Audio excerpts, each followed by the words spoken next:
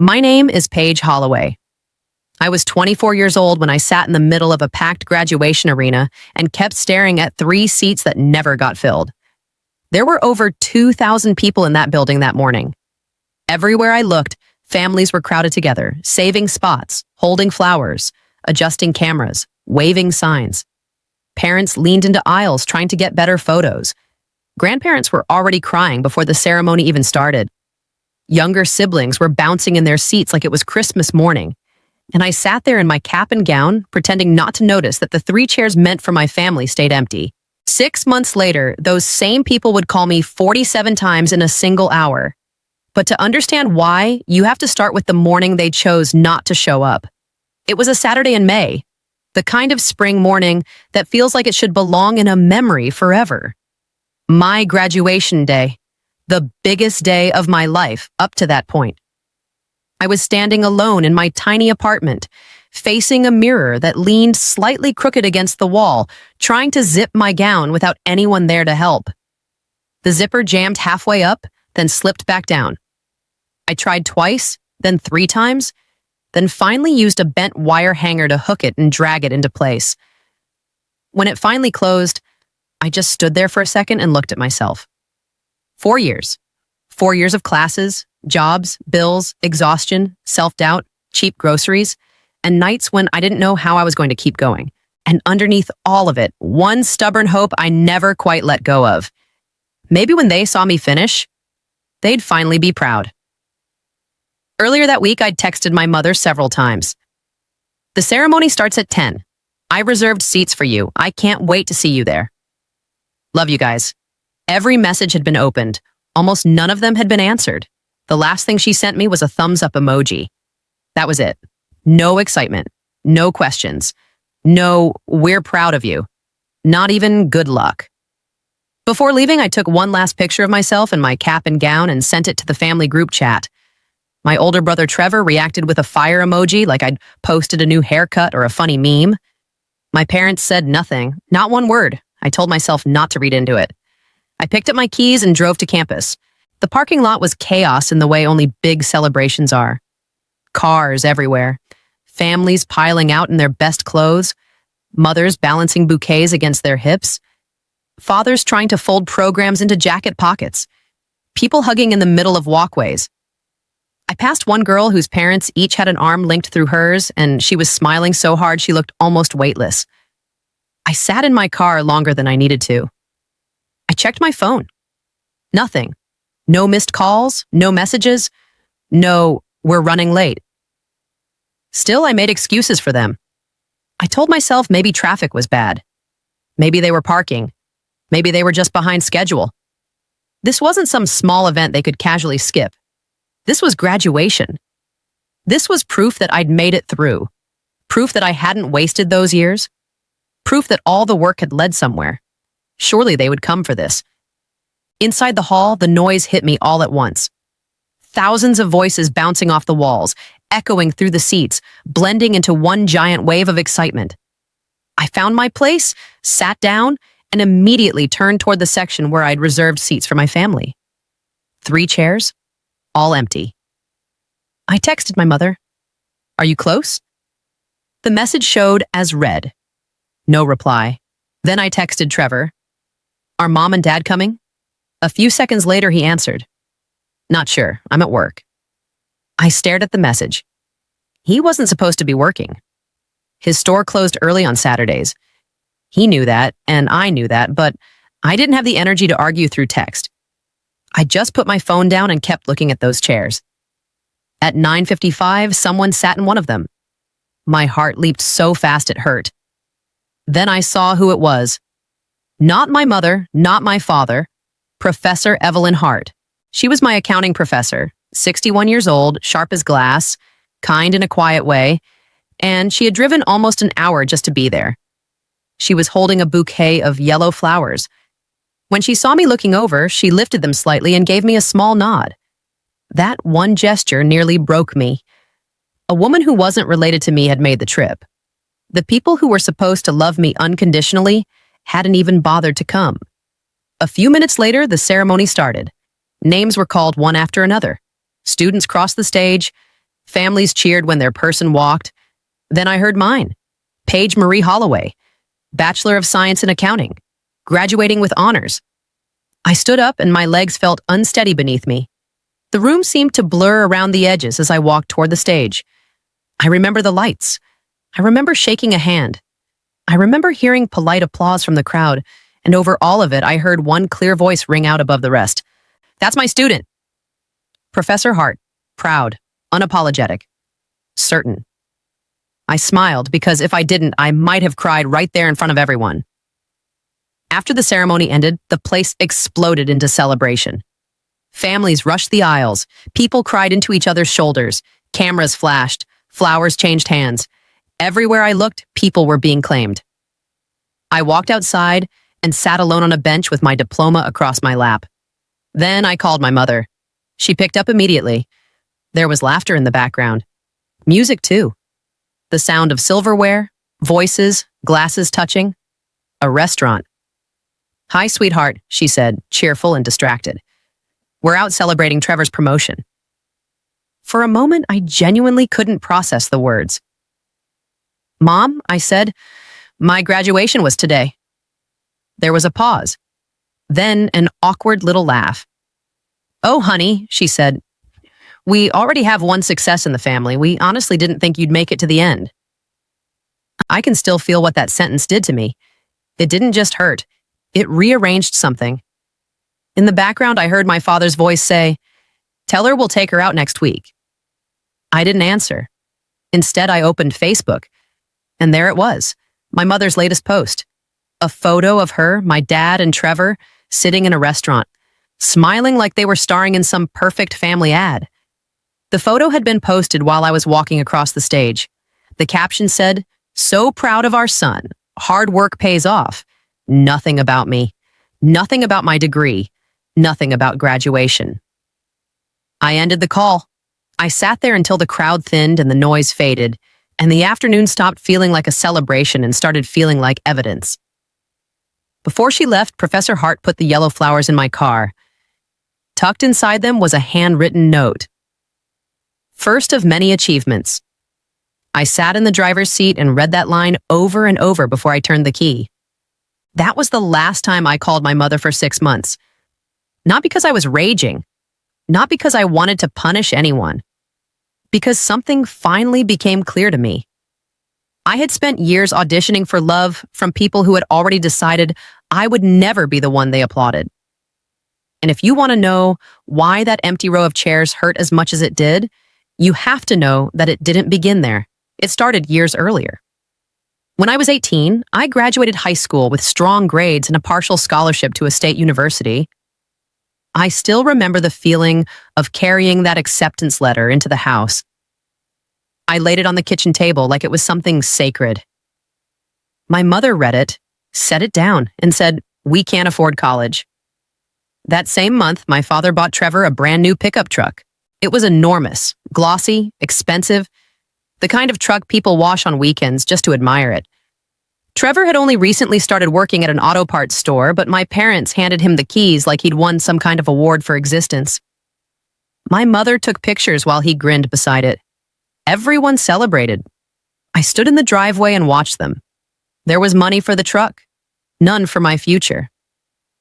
That night, I went to my room and started looking for work. For the next 2 years, I worked as a cashier. Mornings, evenings, holidays, weekends, I saved every extra dollar I could. Trevor drove his truck all over town while I stood at bus stops in bad weather and counted what was left in my wallet. My parents were building his comfort. I was building my own way out. Eventually, I saved enough to begin college. From that point on, everything was on me. Tuition, books, rent, groceries, gas, utilities. Every semester, every cost. My parents did not cover a single class, not one.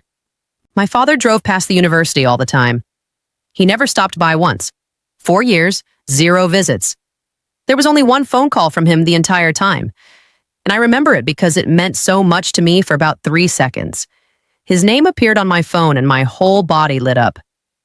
I thought maybe he was finally calling to ask how I was doing. Instead, he asked if I knew an electrician near campus. That was the call. I gave him a number. He thanked me. He hung up. 14 seconds. I know because I checked after. I'd been that excited just to see his name on my screen. College became a life split in half. Student on one side, employee on the other. I worked 25 hours a week in the campus library and studied whenever I could, wedge learning into the cracks of survival. Late nights, early mornings, weekends. I was always tired, but I never let my grades fall. Every holiday I went home thinking maybe things would feel different. They never did. One Thanksgiving, my mother spent nearly an hour talking about Trevor's raise. When I mentioned making the dean's list, she gave me a polite smile and said, "That's nice, huh, sweetheart?" before asking me to help bring out the plates. Once I brought home an academic award certificate. I'd framed it myself because no one else was going to make a moment out of it. My mother stuck it on the refrigerator. The next day, I found it on the floor beside the trash. No one even noticed it had fallen. That little frame felt like my whole place in that house, always sliding out of view, always ending up where no one bothered to look. The night after graduation, I sat alone in my apartment with a framed family picture on my nightstand. My parents stood in the middle. Trevor was next to them. I was barely visible near one edge, almost cut out by the way the photo had been taken. That image said more than anyone ever had out loud. I thought about everything I had paid for myself. Every book, every fee, every meal, every bill. Then I thought about those empty chairs. The restaurant. My mother's words. We already have one success in the family. For years I had been trying to earn something that should never have required earning. Attention, approval, basic pride, a place. That night I turned the photograph face down, not out of hatred, out of exhaustion. The next morning I updated my resume and started applying for accounting jobs. 11 applications before lunch. 2 weeks later, my mother called and apologized for missing graduation. She suggested we all have dinner together. Against my better judgment, I agreed. A small part of me still wanted to believe a reset was possible. A fresh start. One decent evening. One moment where they finally saw me clearly. I should have known better. I showed up that Saturday night carrying a bottle of wine and a tiny scrap of hope I honestly should have left in the car. My parents' house looked exactly the way it always had. Same porch, same flag, same truck in the driveway. My mother opened the door, smiled, hugged me, apologized again, and for a little while everything felt almost normal. Dinner was familiar too. Pot roast, mashed potatoes, green beans, food from my childhood, comfort food, memory food. I let myself relax. Then Trevor came in. Late, loud, casual, already acting like the room had been waiting for him. He dropped his keys on the counter, sat down, and instantly the conversation tilted in his direction like it always did. "Tell Paige about the apartment," my mother said. Trevor grinned. He was looking at a place downtown, nice neighborhood, 1 bedroom. My parents were helping him with a deposit, $3,000. My mother described the place like she'd picked the curtains herself. I waited. Eventually, I found a pause and said, "I've got an interview next week with an accounting firm." My father looked up. "Accounting? You mean like taxes?" "Sometimes," I said, "and other things." "That sounds fine," my mother said. Then she turned right back to Trevor. "So when do you move in?" That was it. That was the amount of space my future got at the table. Later, while I stood at the sink washing dishes, I heard my father in the living room telling Trevor, "Your sister acts like she's too good for a real job." I kept my hands under the water and said nothing. I finished cleaning. I drove home. 2 days later, I went to my interview. The firm was called Hawthorne and Reed. Small office. Strong reputation. Professor Hart had recommended me personally. I made the mistake of mentioning the interview to my family beforehand. My mother frowned and asked if I was sure it was a good idea. I asked what she meant. She said, "What if it doesn't work out? You're still young." Then she added, "Trevor was already making real money at your age." The next day, my Aunt Judith called. She had always been kinder to me than most of the family ever bothered to be. She congratulated me on graduating, then hesitated and said my mother had mentioned the interview. Apparently, she was concerned I'd be disappointed when it fell through. I sat there holding the phone, stunned. I had shared one good thing. One. And my mother had already repackaged it as a failure in progress. That night, I called her and asked why she would say that to people. She said she was only worried. I said no, she was preparing an audience for me to lose. She accused me of twisting everything. The conversation went nowhere because it always went nowhere. The next evening, I sat with Professor Hart and told her what had happened. She listened the way wise people do, quietly, without interrupting, letting you hear yourself. Then she said something I never forgot. Stop announcing your wins to people who turn them into ammunition. I didn't answer. She looked straight at me and said, protect your success. Not everyone deserves access to it. The next morning, I made a decision. No more updates, no more explanations, no more inviting them into parts of my life they had no intention of honoring. A week later, I walked into Hawthorne and Reed for my interview. The office was in an older building downtown with polished wood floors, tall windows, and the kind of calm that made you lower your voice without meaning to. Margaret Hawthorne interviewed me herself. She asked about my grades, my experience, my goals. Then she asked, why accounting? I had prepared a polished answer about structure, logic, and opportunity. Instead, I told her the truth. Because numbers don't choose favorites. She looked at me for a long moment and wrote something down. When the interview ended, I left. And for the first time in my life, I didn't reach for my phone to call my mother. That moment belonged to me. 3 days later, the office called. Margaret wanted to offer me the position. I sat down so fast I practically dropped to the kitchen floor. My knees gave out. The salary was more than I'd ever earned. Benefits, paid time off, a real career path, a real beginning. I accepted on the spot. The first person I called was Professor Hart. The second was my best friend Riley. She screamed so loud I had to pull the phone away from my ear. That night, she sent pizza to my apartment and stayed on the phone laughing with me while the offer letter sat on the coffee table like proof that my life was finally shifting. A few times I looked at my phone and thought about telling my parents. Every time I stopped, this was mine. 2 months later, I was doing well at work. Margaret trusted me with more responsibility. My confidence grew. My savings did too. One day, over lunch with Riley, I casually mentioned that I'd started looking at houses.